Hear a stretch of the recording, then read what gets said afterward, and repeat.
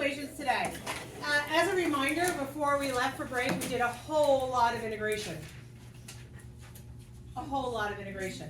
So what this is going to do is bring back all that fun integration, so it's kind of a good review wrapped up into this new thing, okay? So the first thing I'm going to give you is I'm going to give you an example, and we want to talk a little bit about it. At this point, the thing on the left, dy dx, means what? Integrate.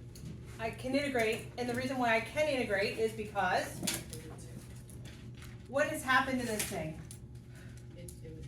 It was derived, right? The derivative had been done to it.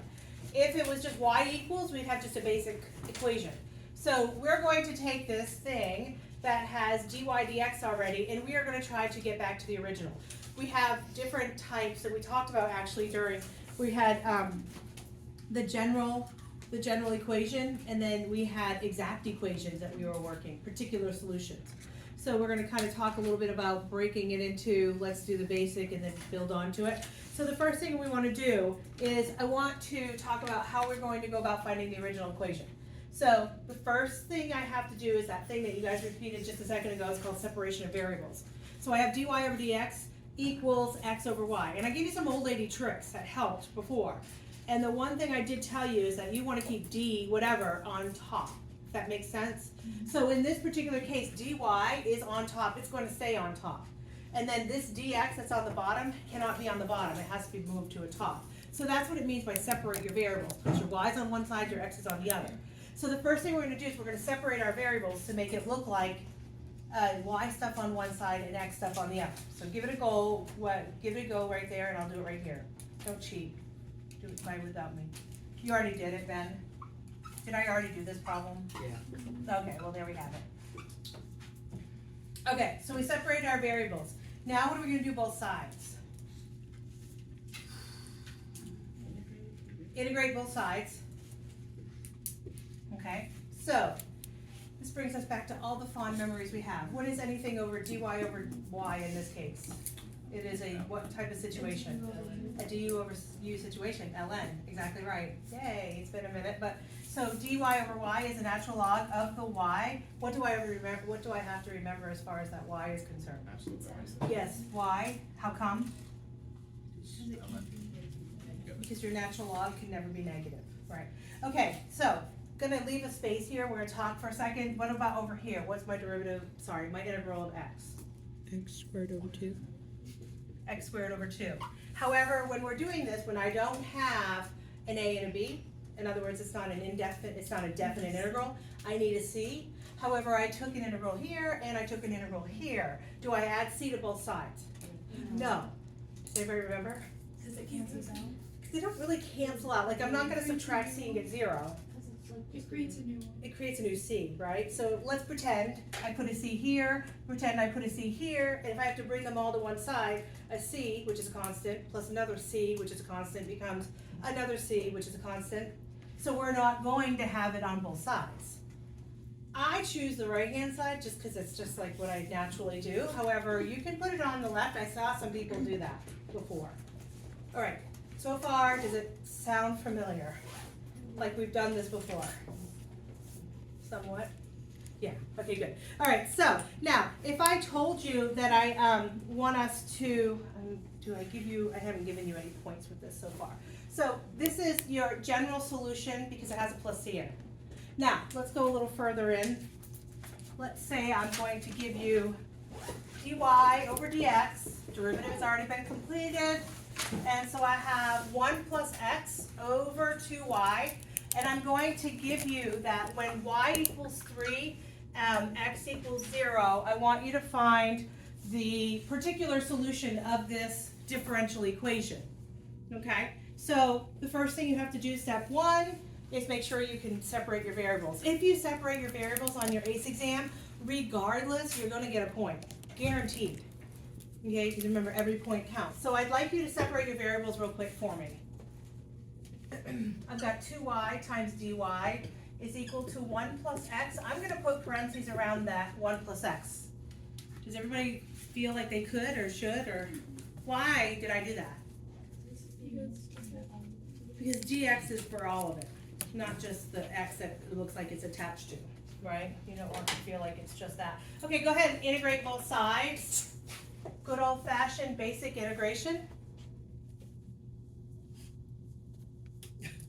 The 2y, just to remind ourselves, the 2 is going to go for the ride. Does that sound good? Yeah. And then what is the exponential power of y right now? Just one. To the 1, right? So I'm going to bring 2 for the ride, and integration means I make it bigger. So what is this going to become? No, y2, like. Yeah, or- y2, and then I Yeah, have to over do over 2. Beautiful. You remember. Does that sound good? Yeah? Okay. And then the other side is going to be what? X plus 1/2 x squared. x squared over 2, 1/2 x squared plus c.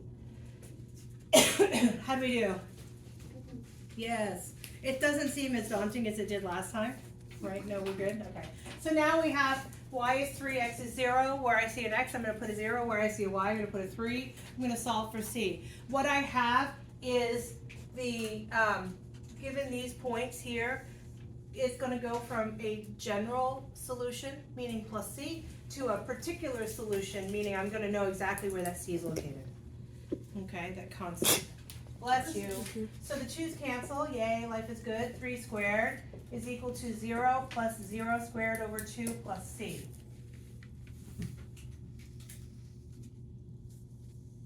So what do we get for c?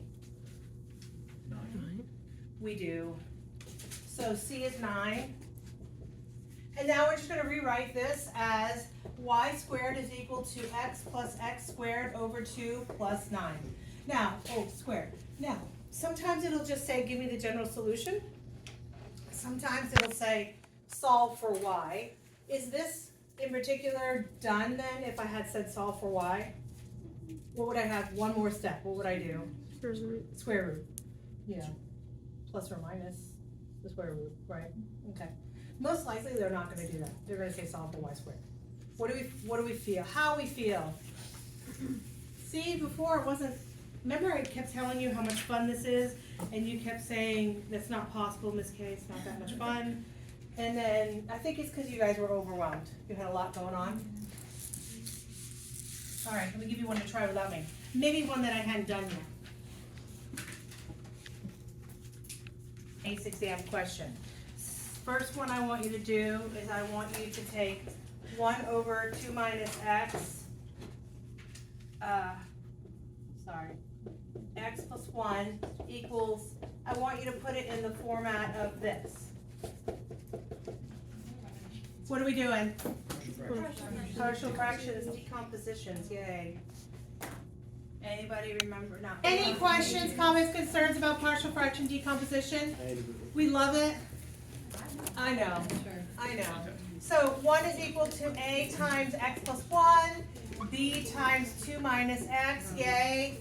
Let x be negative 1. Are we feeling good? Yeah. Yes, we are. 1 is equal to a times 0, and then b times 3. Am I right? 2 plus, yeah. So 1/3 is b. That was not nice of me. Are we okay though? I know, right? Isn't that how that works? And then we're going to let x be 2. So 1 is equal to 3a, basically, because that cancels each other out. Also 1/3. That's nice. So how did we rewrite this? 1/3 over 2 minus x, 1/3 over x plus 1. Are we cool? Okay, so now I'm going to have you do this. How does this link up to what we're doing right now? You ask. I know you were thinking that. So I'm going to find dy over dx is equal to 2 minus x times x plus 1. All right, so how do we go ahead and separate those variables? It's supposed to be 1 over those, or is it just? Is that square root of x? Oh wait, you know what, I lied a little. dx over dt. Wow, I brought a t into it. Because otherwise it has no relationship. That's better. Now what? Oh. What? Oh. Oh, heck? I see Oh my it. gosh. I hear you. The pain. I'm kind of fooled us into thinking we were gonna have something fun, and then all of a sudden, I'm still lost, so. you are, right? You just have to tell the rest of the class. We're separating our variables. So Oh. tell me, where does the dx stay? Okay, we're cool there, right? So anything that has x has to come to it, yes?